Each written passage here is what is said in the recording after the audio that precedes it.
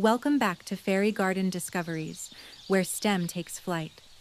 Christella loved colors, but not just the ones that could be named. She loved the golden warmth that settled on her wings in the afternoon, the cool hush of shade beneath the leaves, the quiet glow that lingered long after the sun slipped away. Most fairies spoke of color as something you saw. Christella knew better. Some colors were felt, some were sensed, and some never showed themselves at all. The garden was full of light that didn't sparkle or shine, but worked quietly all the same. Light that warmed stones, stretched shadows, and made petals open at just the right time. Christella didn't have words for it yet, but she had questions. And in the fairy garden, questions were how discoveries always began. One morning, Christella sat on a flat stone near the garden path, brushing her fingers across its surface. "Oof!" she laughed, pulling her hand back. "That stone is toasty." Nearby, another stone sat in the shade, cool and calm. Christella tilted her head. "They're the same color," she murmured. "So why do they feel so different?" A nearby fairy waved a hand over the warm stone. "The sun's been shining on it." "But I don't see anything new," Christella said. "No extra color, no glow." The fairy shrugged. "Still there." Christella frowned thoughtfully. Something invisible was touching the stone, something warm, something powerful. Behind her, a fairy whispered dramatically, "I blame sneaky light." Christella fluttered higher, following the sunlight as it poured across the garden. She watched it slip through leaves, scatter across petals, and vanish into the soil. Some places shimmered, others only felt different. "Light doesn't always show itself," said a calm fairy nearby. "Some kinds carry warmth instead of color." Christella held her wings out wide. She could feel it now, the gentle heat settling into her feathers. "So there's light I can feel even if I can't see it?" she asked. "Yes," the fairy replied. "And light you can't feel either." Christella blinked. "That seems unfair." Another fairy crossed her arms. "If we can't see it, how do we know it's there?" The sunlight didn't answer. It just kept working. Later that day, Christella rested beneath a leaf canopy, watching the garden change. The air cooled, shadows stretched, flowers leaned differently than they had in the morning. "It's like the light moved," Christella said. "It did," replied a fairy. "Some light brings warmth, some helps things glow, some tells plants when to wake or rest." Christella smiled. "So light has jobs." "Oh yes," said the fairy. "Very busy jobs." Nearby, a fairy poked a leaf that refused to open. "Come on," she muttered. "You've had plenty of light." The leaf remained stubbornly closed. Christella laughed. "Maybe it's waiting for a color we can't see." The leaf, naturally, did not explain itself.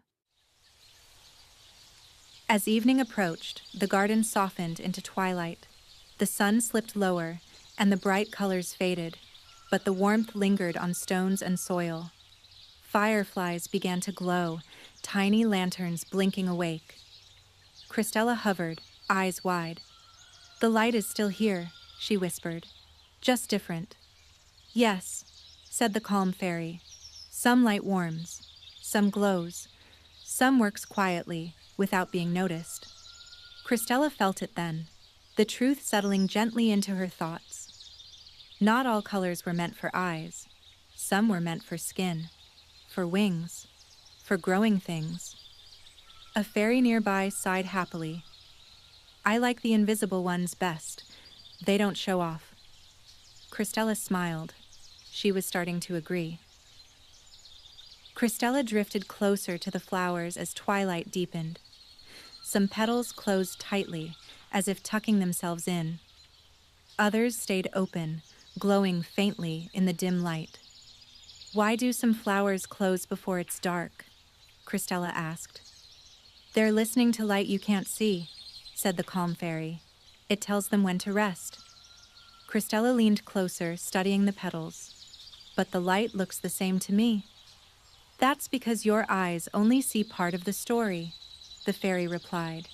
Nearby, a fairy waved dramatically at the sky. Well, I don't like invisible instructions, she muttered. How are we supposed to follow rules we can't see? The flowers, as usual, did not argue. They simply followed the light anyway. The next day, Christella noticed something curious near the garden wall. A patch of moss glowed softly, even though it sat in shadow. When she touched it, the stone beneath felt warm, almost like it remembered the sun. That warmth stayed, Christella whispered. Yes, said the fairy. Some light leaves heat behind. Christella smiled. So the sun can leave fingerprints. A fairy nearby frowned. I don't like being touched by invisible things. Another fairy stretched her wings toward the warm stone. I do. It's like a hug that forgot to say goodbye. Christella laughed. The light hadn't disappeared. It had changed forms, quietly, patiently, doing its work long after no one was watching. Later, Christella noticed the fairies arguing in a sunny patch of grass. This spot feels warmer than that one, said a fairy, pointing. But they look the same, said another. Christella floated between them. Maybe the light is stronger here? But I don't see it being stronger, the fairy insisted. That doesn't mean it isn't, Christella replied gently. The fairies fell silent. One fairy crossed her arms. So light can be sneaky and bossy? Christella grinned. Yes, and very hardworking. The garden shimmered softly, as if pleased. As afternoon faded, Christella watched shadows stretch across the garden. The air cooled, but stones still held warmth. Fireflies blinked awake, glowing without heat. So some light warms, Christella said slowly, and some light glows. Yes, said the calm fairy, and some light does both, or neither. Christella felt a quiet thrill. The garden wasn't just colorful, it was layered. A fairy nearby stared at a glowing firefly. That light is showing off. Another fairy replied. At least it's honest about it. Christella smiled. Invisible light wasn't mysterious anymore.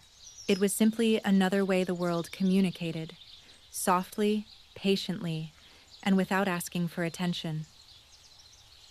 Christella hovered above the garden as evening settled fully in. The bright colors were gone now, but the garden felt alive. Warm soil, glowing insects, resting leaves, cooling air. I think I understand, Christella said at last. Not all light is meant to be seen. The calm fairy nodded. Some light helps things grow, some helps things rest, some helps things feel. Christella closed her eyes and stretched her wings, sensing the gentle warmth still lingering below. A fairy whispered nearby. I still think it should introduce itself. Christella laughed.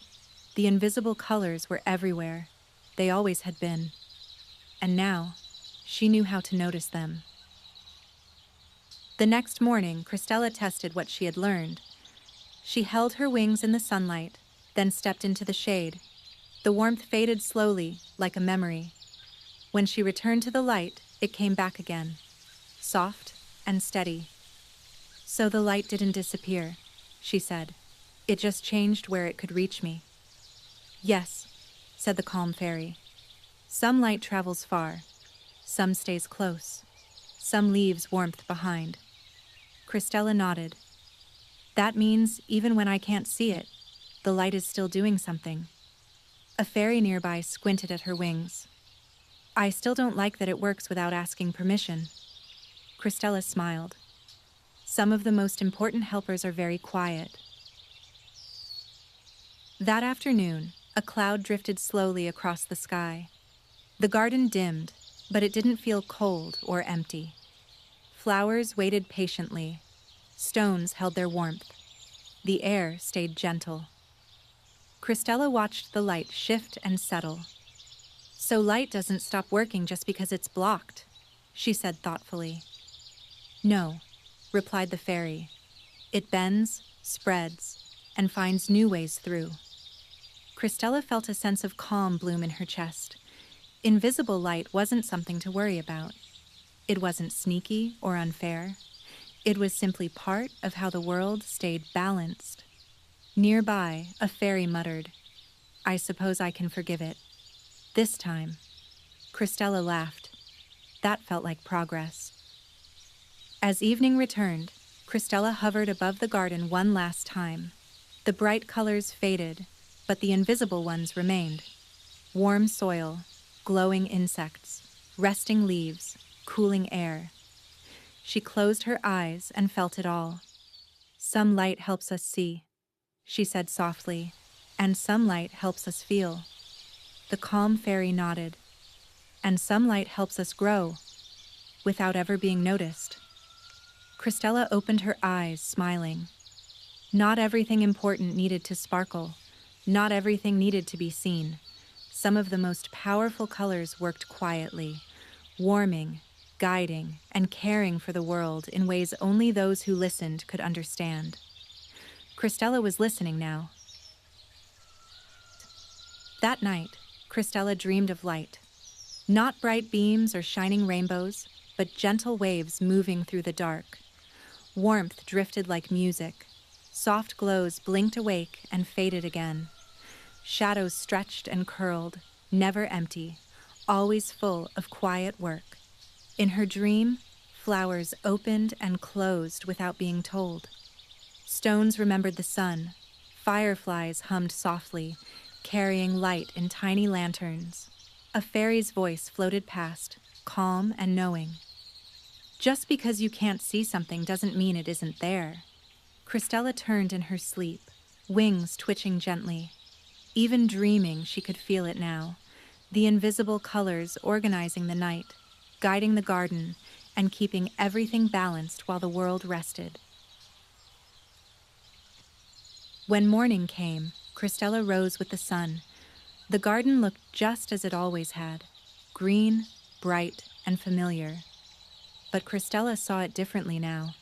She felt the warmth in the soil, the glow in the shade, the quiet signals telling leaves when to stretch and flowers when to open. Not all light sparkled. Not all colors asked to be named. Some worked silently, warming, guiding, and helping things grow. Christella smiled and whispered, "Thank you." A fairy nearby squinted at the sunshine. "I still think it could be a little more visible." Christella laughed. The colors you couldn't see were everywhere, and now she knew how to notice them.